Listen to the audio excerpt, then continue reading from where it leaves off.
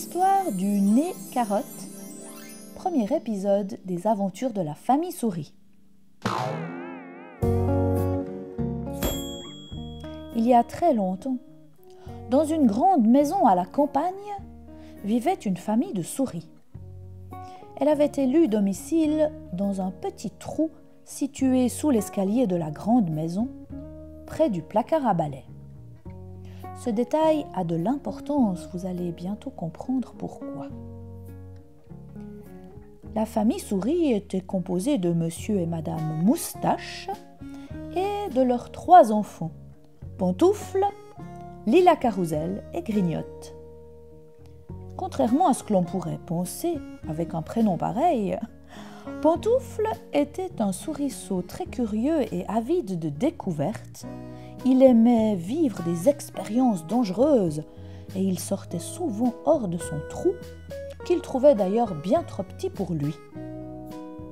Sa sœur Lila Carousel, qui était un petit peu plus jeune que lui, le suivait toujours pas à pas comme son ombre. Oh, qu'est-ce que ça l'énervait parfois! Grignotte n'était encore qu'un bébé souris à l'époque où je vous parle. Elle était vraiment minuscule pour une souris. Mais pourtant, elle savait bien se faire entendre et elle adorait manger. On lui avait dit que la soupe faisait grandir, alors elle réclamait sans cesse de la soupe aux légumes. C'était l'hiver. Il y avait beaucoup de neige, car il avait neigé plusieurs jours de suite. Le jardin était recouvert de blanc. Cela scintillait au soleil, c'était magnifique. Mais hélas, pour la famille souris, pas la moindre petite salade à l'horizon ou un petit bout de poireau ou même une feuille de chou. C'est difficile de se nourrir quand on est une famille souris en plein hiver. Les enfants de la grande maison avaient construit un magnifique bonhomme de neige. Il avait un gros ventre bien rond, une tête par-dessus, 2 pives pour faire les yeux, des petits cailloux pour faire une bouche qui rigolait et une grosse carotte pour faire son nez, évidemment. Pantoufle avait tout vu depuis la fenêtre du hall d'entrée où il s'était aventuré. Ah oui, c'était un peu dangereux d'être là, à la vue de tous, parce que j'ai oublié de vous dire, dans cette grande maison, il y avait un chat. Il s'appelait Merlin. Il était tout blanc, de la tête aux pieds, avec des yeux bleus acier. C'était un terrible chasseur de souris. Mais pour le moment, pas de Merlin en vue. Ouf! Pantoufle avait repéré, bien sûr, le nez carotte du bonhomme de neige, et il pensait que cela ferait une belle surprise à Grignotte s'il pouvait ramener la carotte dans son trou. Comment faire? Les enfants avaient presque fini leur bonhomme de neige. Leur maman les félicitait depuis la fenêtre du premier étage. « Ah, bravo les enfants, votre bonhomme de neige est magnifique. Il ne lui manque plus qu'une chose, un balai. » Ah, vous vous souvenez? La famille souris habitait tout près du placard à balai.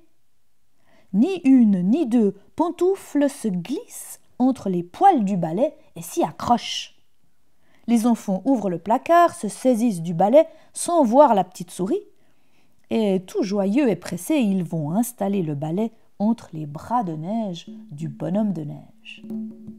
Ça y est, Pantoufle est à quelques centimètres de la carotte. Il attend un peu que le soir tombe et hop, il tire sur la carotte pour l'arracher. Oui, oh, elle est gelée. Ah, c'est difficile. Il tire. Elle cède enfin brusquement et les voilà tous les deux dans la grosse neige, Pantoufle avec une énorme carotte à côté de lui. Heureusement, toute la famille Moustache est là pour l'aider. C'est vrai, Lila Carousel, elle avait averti ses parents et elle avait même pensé à porter une corde. Monsieur et Madame Moustache attachent la corde d'un côté à la grande porte de la maison et de l'autre, ils l'enroulent autour de la carotte. Toutes les souris grimpent sur la carotte, les voilà assis à califourchon et Monsieur et Madame Moustache tirent de toute leur force sur la corde. La carotte glisse sur la neige comme une luge. Ah, quelle drôle de balade au clair de lune en plus! Arrivés jusqu'à leur trou, les souris font entrer la carotte.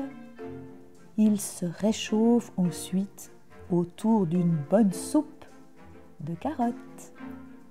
Merci, Pantoufle. Mais gare à toi, disent les parents. Merlin n'est jamais très loin.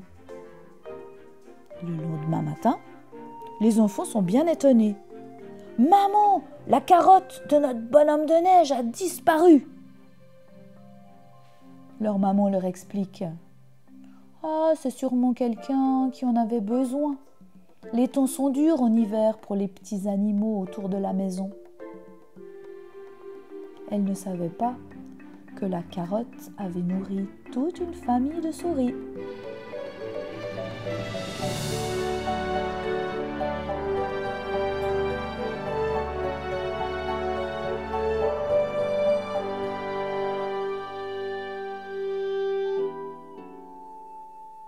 Au plaisir de vous retrouver pour une nouvelle histoire des aventures de la famille souris.